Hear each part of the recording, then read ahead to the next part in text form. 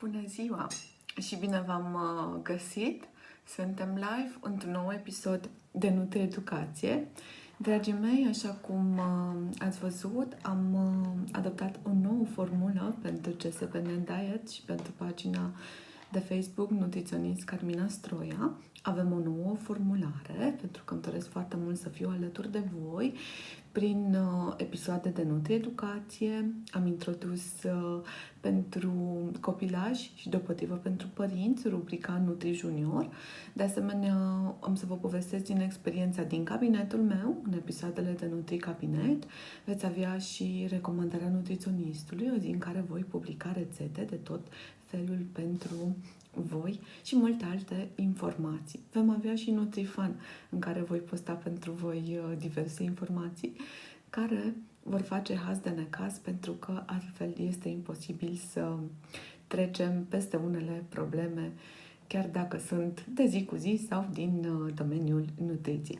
Pentru că vine vara și pentru că mulți dintre voi și multe doamne și domnișoare se pregătesc să aibă o siluetă de invidiat, pe lângă faptul că trebuie să facem sport, ceea ce știm deja, este foarte important ca să acordați o atenție deosebită micului dejun, pentru că este cea mai importantă masă a zilei, lucru pe care deja îl știți. Am să vă ofer idei de ce înseamnă să mâncăm sănătos, alternative la ceea ce avem deja în magazine. Vreau să o salut pe Cătălina Ilie Popescu și eu mă bucur să te văd și da, am niște informații foarte utile și foarte prețioase. Vreau să o salut pe Aravela Berețchi. Dragii mei, sunt nutriționist specialist în nutrigenetică și nutrigenomică, testări genetice și diete genetice. Carmina Stroia, sunt CEO and founder CSBN Diet Precision Nutrition, pentru că practic CSBN Diet înseamnă mai mult decât dietă, înseamnă medicină de precizie. Haideți să despicăm firul în patru, cum îmi place mie să spun, și să discutăm despre micul dejun.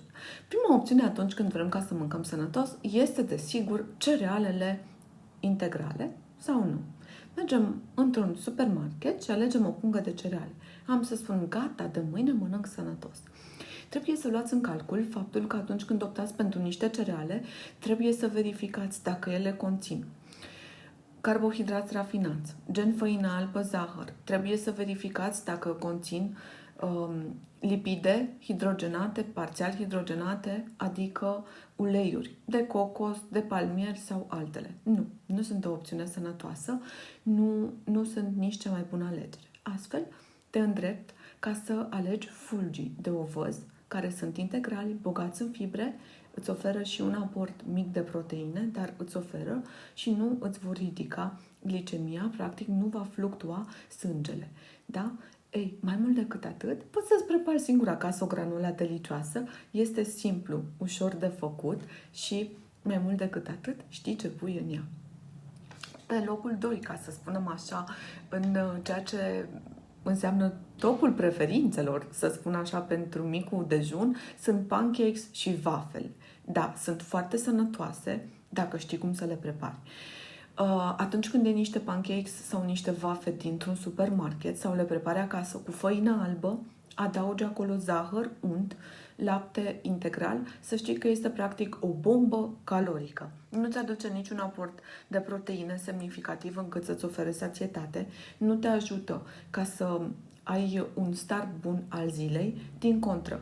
Făina albă este proinflamatorie, zahărul de asemenea este proinflamator și nici măcar nu este sănătos. Nici prea mult unt, bineînțeles că nu este o opțiune bună. O altă opțiune este toastul alb cu unt. Da, din nou vorbim de lipsa fibrelor, de lipsa proteinelor, de grăsimi saturate, care, așa cum vă spun în toate episoadele de NutriEducație, trebuie limitate, pentru că ele se depun pe vasele sanguine, grăsimile saturate, și provoacă boli cardiovasculare. Mai departe, pe locul 4 se află muffin sau brioșele. Da, arată foarte aspectoase, trebuie să recunosc. Și dimineața când intru să iau un tip de pâine integrală cu semințe, care este preferata familiei mele, sunt foarte aspectoase brioșele. Da, într-adevăr îmi fac și mie cu ochiul. Par opțiuni sănătoase când vedem că au acolo semințe sau adăugate fructe. De asemenea, pot să aibă adăugate fructe oleaginoase, dar, dragii mei, conține în primul rând făină. Făina care în albă nu este deloc sănătoasă și de asemenea pot să conțină și majoritatea conțin zahăr.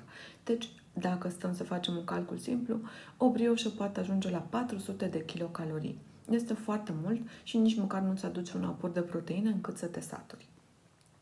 Dacă mergem mai departe, ne oprim la vitrina cu autoservire, unde este panificația și patiseria. Putem alege de la pateuri cu brânză, strudel cu mere, donuts și orice alte preparate care arată, da, foarte bine, sunt foarte gustoase, dar sunt pline din nou de grăsimi saturate, de uleiuri hidrogenate, de făină albă și zahăr. Nu sunt o opțiune sănătoasă, nu au fibre, nu au proteine, nu ne ajută cu nimic. Dacă vrei ca să slăbești și te gândești că mâncatul unui iaurt cu fructe din supermarket este o opțiune sănătoasă, nu este o opțiune sănătoasă, pentru că el conține zaharuri pe lângă probiotice care, da, sunt sănătoase și nu te vor ajuta, nu-ți vor întări sistemul imunitar și nici nu-ți vor ține de foame. O altă opțiune, să știți că sunt și batoanele pentru mic dejun. Foarte multă lume văd că este entuziasmată, dar cel mai mult îmi place de colegul soțului meu care spune nu înțeleg de ce după o oră mi este foarte foame. Da, pot să scrie pe etichete că conțin fibre, conțin diverse făinuri, dar să știți că nu sunt cea mai bună opțiune. Dacă îți dorești să mănânci cu adevărat niște batoane pentru micul dejun, prepară-le tu singur acasă. Rețete găsești în bucletul ediție de vară, bucletul de nutriție White Edition. Acolo poți să-ți prepari niște batoane cu adevărat sănătoase și care îți garantez că îți vor ține de foame. Pe locul 9 se află carnea procesată. Aici vorbim, spre dezamăgirea mea, de cremvuști. Încă se mănâncă cremvuști în România, se mănâncă inclusiv la hoteluri de 4 stele, hoteluri care au meniuri all inclusiv. Am fost dezamăgită când am văzut acest lucru. Există și în supermarketuri, sunt pline de nitrați, nu știu din ce sunt făcută, mă îndoiesc că conțin carne. De asemenea, uitați-vă ce fel de bacon luați, dacă vă plac micul dejun englezesc, de exemplu. Fiți atenți la toate alimentele care le cumpărați și mai ales sursele de proteină, cârnați, să nu conțină nitrați. Sunt și nitriți de asemenea, sunt conservanți, nu sunt ok, sunt pro-cancerigeni. Biscuiții. Biscuiții, să știți că nu sunt o opțiune sănătoasă, chiar deloc, chiar v-am spus, dacă conțin fibre, nu înseamnă că sunt sănătoși sau că îți țin de foame. Alexandra Nicoleta Stan, mă bucur să te salut. Ea ne spune că o prepara batoanele din buclet. Edi este vegetarian deja de 7 săptămâni și se simte excelent. Mă bucur de aceste vești. Cătălina Ilie Popescu, da, a făcut și ea batoanele mai de mult împreună cu fetița ei și le-a degustat. Sunt absolut senzaționale și eu sunt de aceeași părere. Vreau să mă îndrept atenția acum un pic către smoothie-urile, cele preambalate, care le găsiți în sticle, la vitrina cu autoservire, la frigiderul cu autoservire. Nu sunt decât niște fructe blendurite, da, un aport ok, dar nu pentru micul dejun, mai degrabă consumați-l din când în când ca și gustare. Dacă vrei un smoothie sănătos, o să-ți dau imediat un exemplu cum poți să-l prepari chiar tu acasă.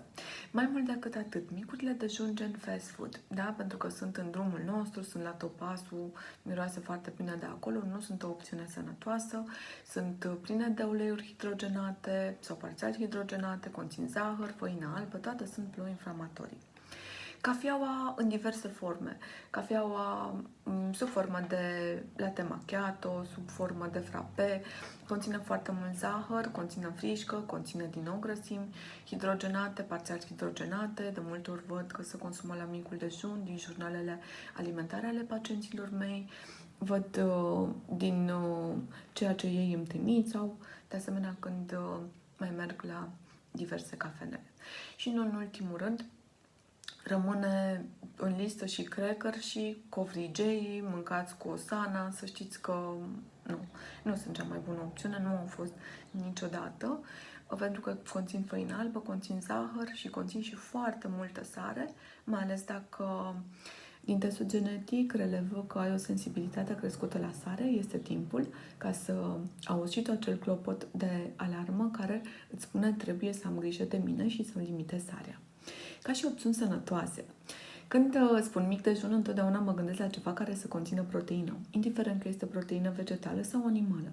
Pot să mă întreb către omlete cu spanac și mozzarella, de exemplu. Există și varianta vegană, Alexandra Nicoleta asta ne poate confirma că există acolo în bucletul vegan o variantă foarte delicioasă de omletă. Altă opțiune care tu poți să o pregătești acasă este să îți faci o chiflă unsă cu cremă de brânză și somon marinat, somon fumet, să-ți pui niște rucola.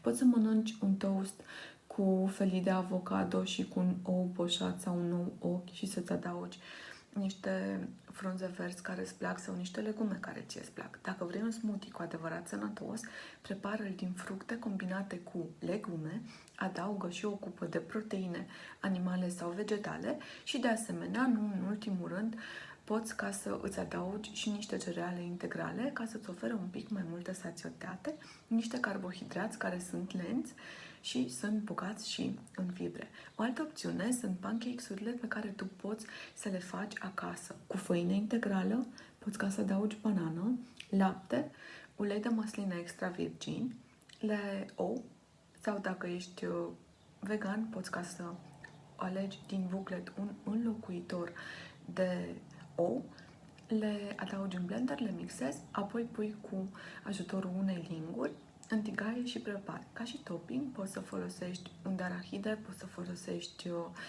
de asemenea miere, fructe, poți să optezi și chiar și pentru a adăuga ricota. Spre exemplu, poți ca să mănânci un cartof dulce copt pe care adaugi niște unde arahide, felii de banană, semințe de chia. Sunt de asemenea o alternativă foarte sănătoasă. Bineînțeles că opțiunile nu se termină aici. Poți de asemenea să îți iei un iaurt grecesc în care să-ți adaugi tu îndulcitor natural, fie că îți adaugi sirop de arțar, miere, îți adaugi fructe și granola homemade sau fulgi de ovăz, de exemplu. Este o opțiune de mic dejun foarte sănătoasă și foarte la îndemână pentru atunci când te grăbești. Dragii mei, acesta a fost live-ul de astăzi. Sper că v-a plăcut. Aștept în continuare opiniile voastre despre ce vreți ca să vă mai vorbesc. Puteți ca să îmi lăsați în comentarii despre ce vreți să vorbesc. Dacă v-a plăcut foarte mult, puteți ca să share-uiți pe pagina voastră, ca să oferiți informații și celor dragi, pentru că sunt niște informații din surse sigure, venite din partea unui specialist în continuă formare.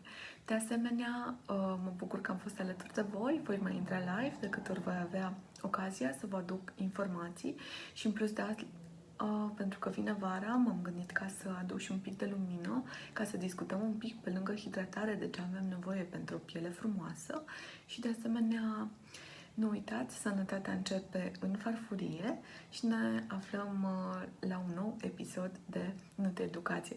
Cu mult drag, Cătălina Ilie Popescu, mă bucur că v-am văzut și ați fost alături de mine. Vă doresc să aveți o dupămasă însorită și, de asemenea, o zi frumoasă. La revedere!